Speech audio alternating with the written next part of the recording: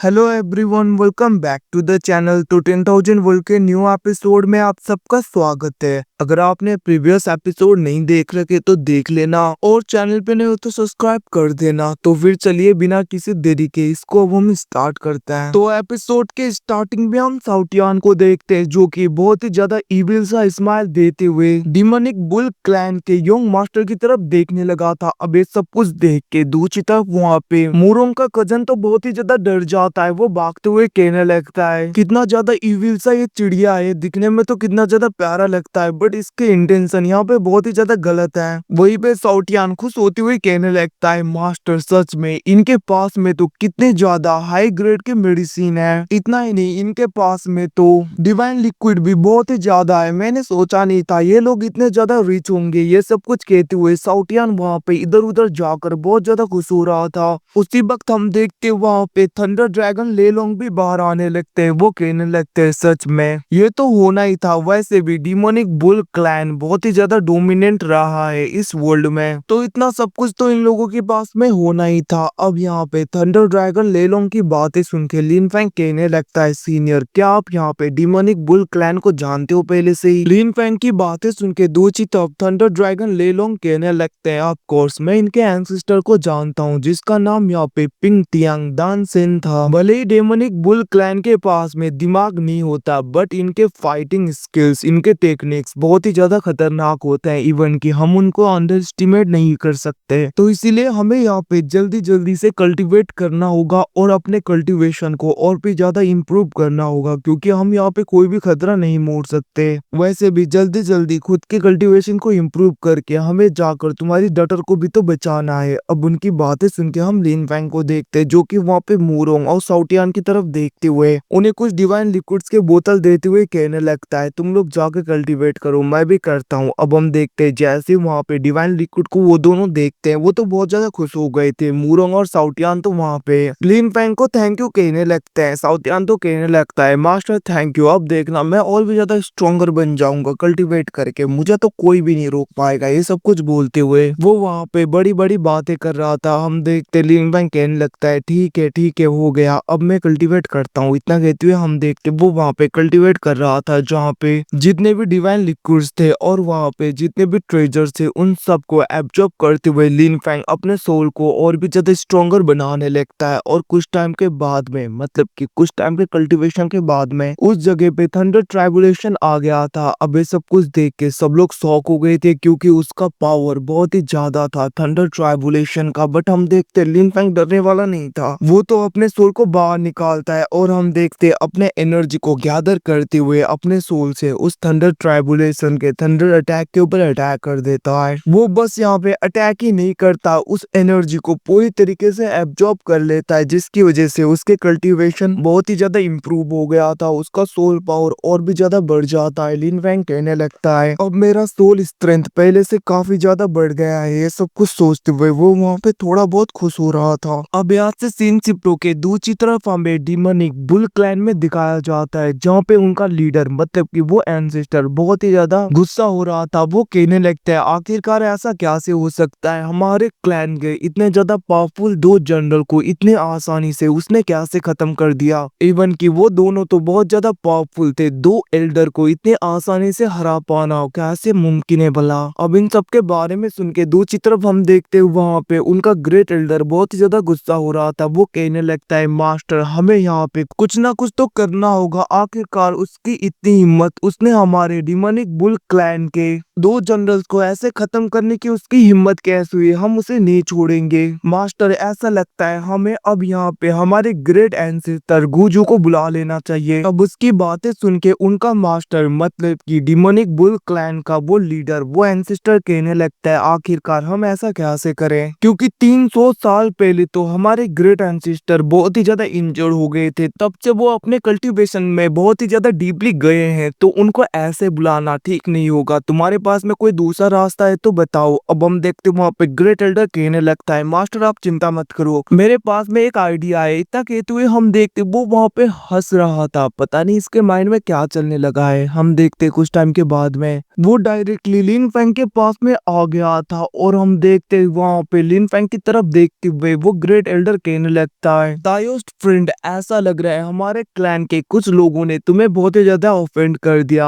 जिसकी वजह से तुमने हमारे क्लैन के 2 एल्डर और एक यंग मास्टर को यहाँ पे पूरी तरीके से कैद कर रखा है। क्या उन्हें आप वापस दे सकते हो? इतना कहते हुए हम देखते वो वहाँ पे आगे बढ़ रहा था। अब उसकी बातें सुन के वहाँ पे साउट यार एकदम से आगे आते हुए कहने लगता है, क्या तुम्हें ये लोग वापस चाहिए? तो फिर ठीक है। और हम देखते वो कहने लगता है, इनमें से 2 एल्डर के लिए हमें यहाँ पे 3 बोतल डिवाइन लिक्विड के चाहिए और तुम्हारे यंग मास्टर के लिए 10 बोतल डिवाइन लिक्विड के लिए। और याद रखना यहाँ पे कोई भी नेगोशिएशन नहीं होगा, ये सारे हमें चाहिए तो चाहिए। अगर नहीं दे सकते तो इन तीनों को तो तुम भूल ही जाओ। और हम देखते साउटियान वहाँ पे साइड में देखने लगता है जहाँ पे मूरों का कजन होता है और वो कहने लगता है, और इसके लिए क्या मांगू? बट हम देखते वो कहने लगता है, ये एज अ फ्री गिफ्ट तुम ले जा सकते हो। अब उसके ऐसी डिमांड देख के दूसरी तरफ वहाँ पे ग्रेट एल्डर बहुत ही ज्यादा घबरा गया था, मतलब कि शौक पड़ गया था। वहीं पे दूसरी तरफ हम देखते हैं मेडिसिन वैली के लीडर कहने लगते हैं, वो भी उसके ही पीछे थे। वो कहने लगते हैं, अगर मेरे मेडिसिन वैली को ये सब कुछ देना पड़ा होता तो मुझे बहुत ही ज्यादा हेवी लॉस होता। अच्छा हुआ कि मैंने यहाँ पे कोई भी गलतियां नहीं की। ये सब कुछ वो बोल रहा था। दूसरी तरफ उस ग्रेट एल्डर को गुस्सा तो आता है, बट वो यहाँ पे कुछ भी नहीं कर पाता। और हम देखते हैं वो वहाँ पे सारी चीजें दे देता है जो कि यहाँ पे साउटियान डिमांड कर रहा था। अब उनको लेने के बाद में हम देखते हैं वहाँ पे साउटियान तो बहुत ज्यादा खुश हो गया। तब वो कहने लगता है, मास्टर हमको ये सब कुछ मिल गया। तभी हम देखते वहाँ पे वो ग्रेट एल्डर कहने लगता है, अब तो तुम्हें सब कुछ मिल गया ना, तो अब तो तुम इन तीनों को छोड़ दो। उसकी बातें सुन के हम देखते वहाँ पे लिन फैंग कहने लगता है, ऑफ कोर्स इन तीनों को तुम ले जा सकते हो। और हम देखते वो अपने पाव का यूज करते हुए उन तीनों को नीचे फेंक देता है। नीचे गिरने की वजह से निंगतियान को थोड़ा बहुत चोट लग गया था। वो गुस्से में कहने लगता है, आखिरकार तुम्हारी हिम्मत कैसे हुई हमारे क्लैन से इतने ज्यादा सेलेस्टियल लेवल के, तुम्हारी इतनी हिम्मत, आखिरकार तुम ऐसा कैसे कर सकते हो? इतना कहते हुए हम देखते वो वहाँ पे बहुत ही ज्यादा भड़क रहा था। वो गुस्सा करने लगता है, और दूसरी तरफ वहाँ पे लिन फैंग को फर्क नहीं पड़ता। वो कहने लगता है, ज्यादा मत चिल्लाओ, चुपचाप यहाँ से चले जाओ। बट हम देखते निंगतियान वहाँ पे कहने लगता है, अब तो हम यहाँ पे आजाद भी हो चुके हैं, तो हम सबको मिलकर इसके ऊपर अटैक करना चाहिए और हमारे सारे सेलेस्टियल लेवल के लिक्विड्स को वापस ले लेना चाहिए। अब उसकी ऐसी घटिया बातें सुन के लिन फैंग को गुस्सा आता है और हम देखते वो बस अपने एनर्जी को रिलीज करता है, जिस ओरा की वजह से निंगतियान दूर जाके गिर गया था। अब ये सब कुछ देख के उनका ग्रेट एल्डर वहाँ पे घबरा गया था। वो कहने लगता है, ऐसी नॉनसेंस बातें करना बंद करो। और हम देखते वो कहने लगता है, तायोस्ट फ्रेंड, मतलब कि सीनियर लिन फैंग, आप इन दोनों को माफ कर दीजिए, ये ऐसे ही पागल हैं। और हम देखते वो वहाँ पे मेडिसिन वैली के मास्टर के साथ में जाने लगते। वो कहने लगते हैं, मेडिसिन वैली के मास्टर, हम दोनों को जाकर होली पोंड और होली माउंटेन के बारे में बातें कर लेनी चाहिए। इतना कहते हुए हम देखते वो दोनों वहाँ से जाने लगे थे, उस रूम से बाहर जाने लगे थे। वहीं पे दूसरी तरफ हम साउटियान को देखते जो कि लिन फैंग की तरफ देखते हुए कहने लगता है, मास्टर मुझे लग रहा है डिमोनिक बुल क्लैन के पास में बहुत ही ज्यादा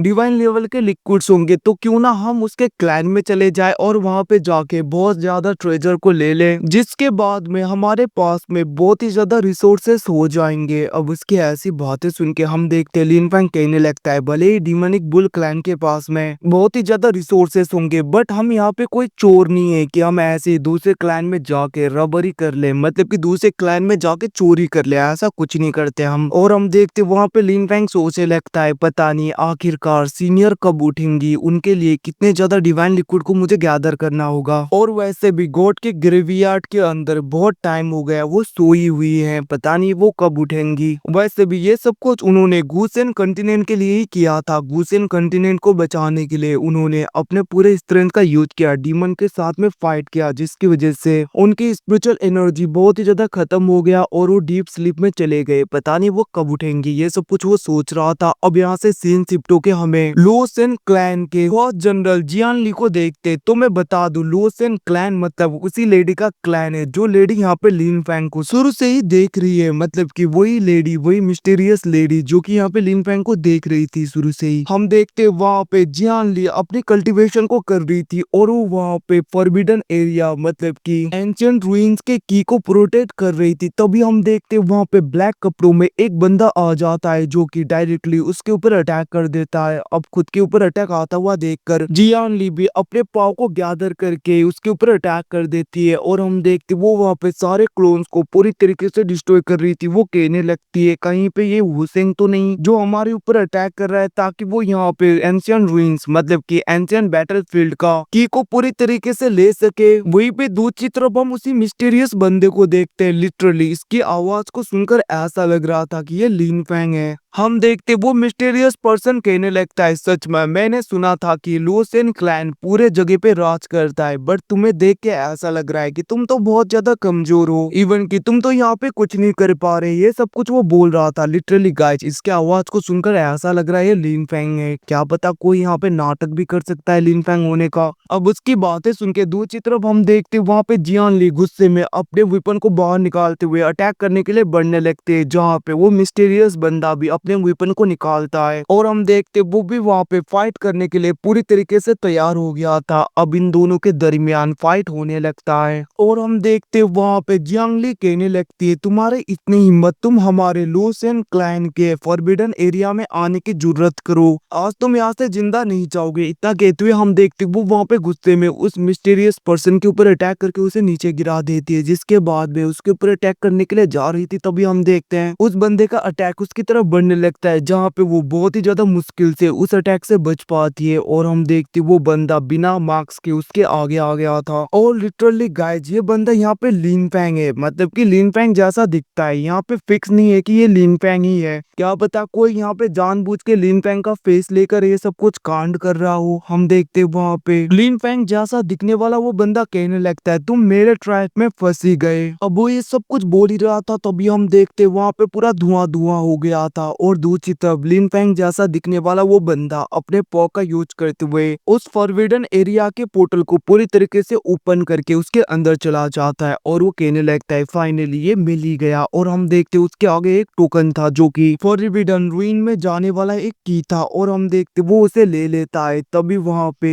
जियांगली भी आ जाती है और वो गुस्से में कहने लगती है, तुम्हारी इतनी हिम्मत, तुम यहाँ पे चोरी करो, और वो उसके ऊपर अटैक करती है। बट हम देखते वहाँ पे लिन फैंग जैसा दिखने वाला वो बंदा पोर्टल बना के उस जगह से बाहर निकल गया था। वहीं पे दूसरी तरफ ये सब कुछ देख के जियांगली को बहुत ज्यादा गुस्सा आ रहा था और वो डायरेक्टली अपने मास्टर के पास में आ जाती है। वो कहने लगती है, मास्टर इस बंदे ने डायरेक्टली हमारे फॉरबिडन एरिया में घुस के हमारे फॉरबिडन एंशिएंट रूइंस के की को पूरी तरीके से चुरा लिया। और वो बंदा ऐसा दिखता है और हम देखते वो वहाँ पे सब कुछ डिटेल बताने लगती है, जिसको देखकर उस लेडी को मतलब कि उसके मास्टर को पता चल जाता है कि ये तो यहाँ पे लिन फैंग है। और हम देखते वो लेडी कहने लगते, तुम यहाँ पे जिस बंदे की बातें कर रहे हो वो यहाँ पे इस वैली को छोड़ के कहीं पे नहीं गया, इस रिलम को छोड़ के। और ये तो यहाँ पे सोचने वाली बात है, इस रिलम में आए हुए उसे ज्यादा वक्त नहीं हुआ, आखिरकार उसे कैसे पता चला कि एग्जैक्टली एंशिएंट रूइंस का की किस जगह पे रखा है, टोकन किस जगह पे, ये सोचने वाली बात है। और हम देखते वो लेडी कहने लगती है, अगर तुम ऐसा ही गेम खेलना चाहते हो तो ठीक है, वैसे भी हमारा लुसेन क्लैन किसी के साथ में पंगे नहीं लेता, अगर तुम यही करना चाहते हो तो ठीक है, तैयार हो जाओ। अब इतना कहते हुए वो वहाँ पे स्माइल दे रही थी। अब यहाँ से सीन शिफ्ट होके डायरेक्टली हमें जियांगली को दिखाया जाता है, जो कि डायरेक्टली उन लोगों के पास में आ गई थी, मतलब कि वो वहाँ पे मेडिसिन वैली में आ गई थी, जहाँ पे